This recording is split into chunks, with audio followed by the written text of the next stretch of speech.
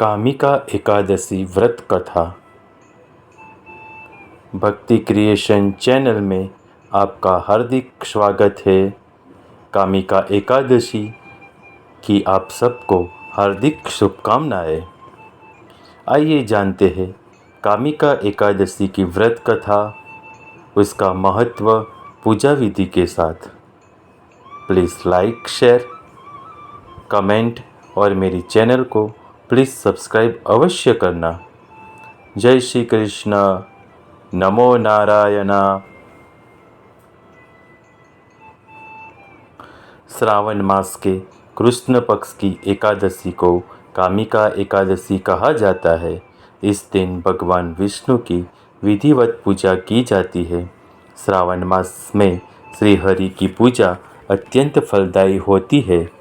इसका पालन करने से व्यक्ति के पापों का नाश हो जाता है, साथ ही व्यक्ति के दुखों से मुक्ति मिल जाती है। आइए जानते हैं कि इस साल कामिका एकादशी कब है और इस दिन कैसे भगवान विष्णु की पूजा करें। इस बार कामिका एकादशी 31 जुलाई बुधवार को मनाई जाएगी। व्रतों में प्रमुख व्रत नवरात्रि, पूर्णिमा, अमावस्या और एकादशी है। इनमें सबसे बड़ा व्रत एकादशी का माना जाता है। चंद्रमा की स्थिति के कारण व्यक्ति की मानसिक और शारीरिक स्थिति खराब और अच्छी होती है। ऐसी दशा में एकादशी व्रत से चंद्रमा के दुष्प्रभाव को रोका जा सकता है। यहाँ तक कि ग्रहों की असर को भी काफ़ी हद तक कम किया जा सकता है, क्योंकि एकादशी व्रत का सीधा प्रभाव मन और शरीर दोनों पर पड़ता है।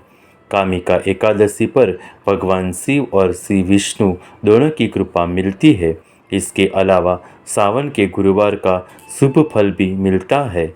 एकादशी के व्रत से पापों का नाश होगा। इस दिन स्नान, दान और ध्यान का अनंत फल प्राप्त होगा। कामिका एकादशी का महत्व। अर्जुन ने कहा, हे प्रभु, मैंने आषाढ़ माह के शुक्ल पक्ष की देवशयनी एकादशी का सविस्तार वर्णन सुना। अब आप मुझे श्रावण माह के कृष्ण पक्ष की एकादशी की कथा सुनाने की कृपा करें। इस एकादशी का नाम क्या है, इसकी विधि क्या है, इसमें किस देवता का पूजन होता है, इसका उपवास करने से मनुष्य को किस फल की प्राप्ति होती है। भगवान श्री कृष्ण ने कहा, हे श्रेष्ठ धनुर्धर, मैं श्रावण माह की पवित्र एकादशी की कथा सुनाता हूँ। ध्यानपूर्वक श्रवण करो। एक बार इस एकादशी की पावन कथा को भीष्म पितामह ने लोकहित के लिए नारद जी से कहा था। एक समय नारद जी ने कहा, हे पितामह, आज मेरी श्रावण के कृष्ण पक्ष की एकादशी की कथा सुनने की इच्छा है, अतः आप इस एकादशी की व्रत कथा विधान सहित सुनाइए।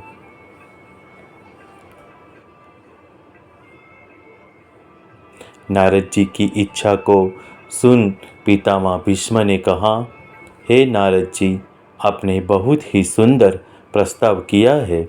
अब आप बहुत ध्यानपूर्वक इसे श्रवण कीजिए।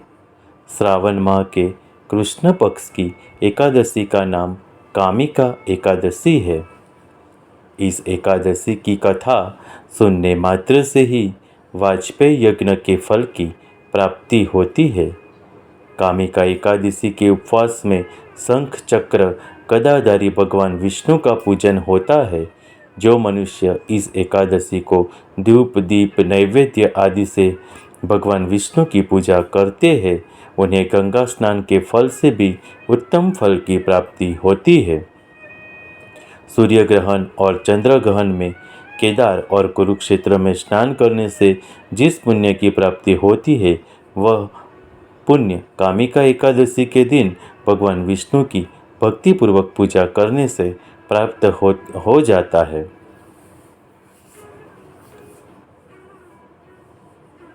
आइए जानते हैं कामिका एकादशी की व्रत कथा के बारे में।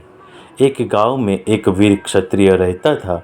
एक दिन किसी कारणवश उसकी ब्राह्मण से हाथापाई हो गई और ब्राह्मण की मृत्यु हो गई। अपने हाथों मरे गए ब्राह्मण की क्रिया उस उस क्षत्रिय ने करनी चाहिए, परंतु पंडितों ने उसे क्रिया में शामिल होने से मना कर दिया। ब्राह्मणों ने बताया कि तुम पर ब्रह्म हत्या का दोष है, पहले प्रायश्चित कर इस पाप से मुक्त हो, तब हम तुम्हारे घर भोजन करेंगे। इस पर क्षत्रिय ने पूछा कि इस पाप से मुक्त होने के क्या उपाय है।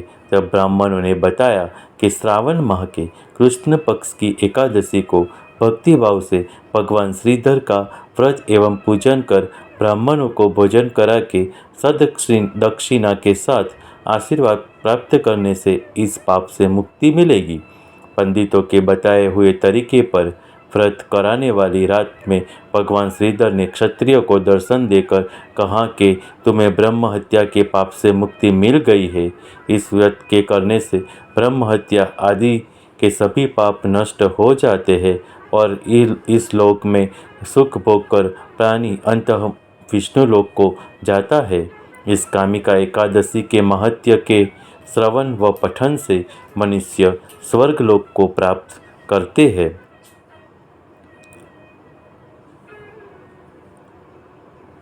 भगवान विष्णु की श्रावण माह में भक्तिपूर्वक पूजा करने का फल समुद्र और वन सहित पृथ्वी दान करने के फल से भी ज़्यादा होता है।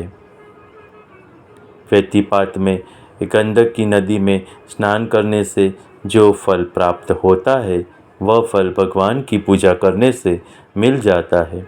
संसार में भगवान की पूजा का फल सबसे ज़्यादा है, अतः भक्तिपूर्वक भगवान की पूजा बन सके तो श्रावण माह के कृष्ण पक्ष की कामिका एकादशी का उपवास करना चाहिए।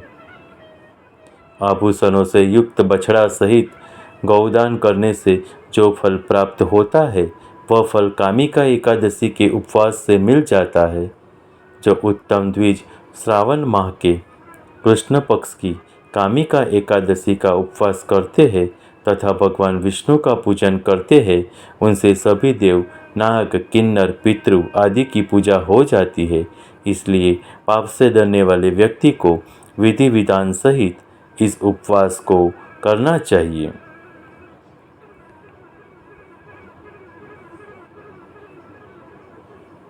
संसार सागर तथा पापों में फंसे हुए मनुष्य को इनसे मुक्ति के लिए कामिका एकादशी का व्रत करना चाहिए।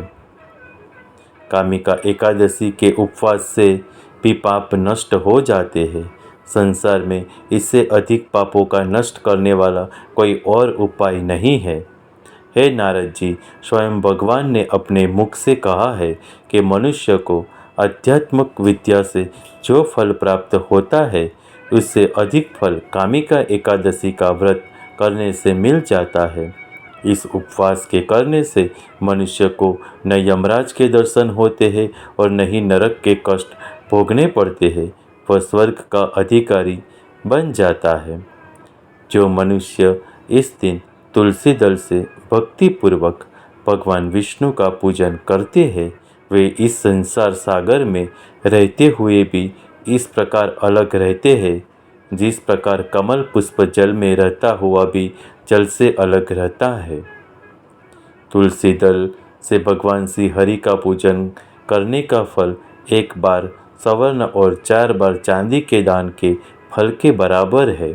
भगवान विष्णु रत्न, मोती, मणि आदि आभूषणों की अपेक्षा तुलसी दल से अधिक प्रसन्न होते हैं। जो मनुष्य प्रभु का तुलसी दल से पूजन करते हैं उनके सभी पाप नष्ट हो जाते हैं। हे नारद जी, मैं भगवान की अति प्रिय श्री तुलसी जी को प्रणाम करता हूँ। तुलसी जी के दर्शन मात्र से मनुष्य के सभी पाप नष्ट हो जाते हैं और शरीर के स्पर्श मात्र से मनुष्य पवित्र हो जाता है। तुलसी जी को जल से स्नान कराने से मनुष्य की सभी यम यातनाएं नष्ट हो जाती है। जो मनुष्य तुलसी जी को भक्तिपूर्वक भगवान के श्री चरण कमलों में अर्पित करता है उसे मुक्ति मिलती है। इस कामिका एकादशी की रात्रि को जो मनुष्य जागरण करते हैं और दीपदान करते हैं उनके पुण्यों को लिखने में चित्रगुप्त भी असमर्थ है। एकादशी के दिन जो मनुष्य भगवान के सामने दीपक जलाते हैं, उनके पितृ स्वर्गलोक में अमृत का पान करते हैं। भगवान के सामने जो मनुष्य घी या तिल के तेल का दीपक जलाते हैं, उनको सूर्यलोक में भी सहस्रों दीपकों का प्रकाश मिलता है। जय श्री कृष्ण मित्रों, आशा करता हूँ आपको ये वीडियो पसंद आया होगा। तो प्लीज़ वीडियो को लाइक शेयर करके कमेंट में ओम विष्णवे नमः या जय श्री कृष्ण अवश्य लिखना। मेरी चैनल को सब्सक्राइब करना भूलना मत। चलो मिलते हैं नए वीडियो के साथ। तब तक आप सर्व को मेरा जय श्री कृष्ण। ओम नमो नारायण।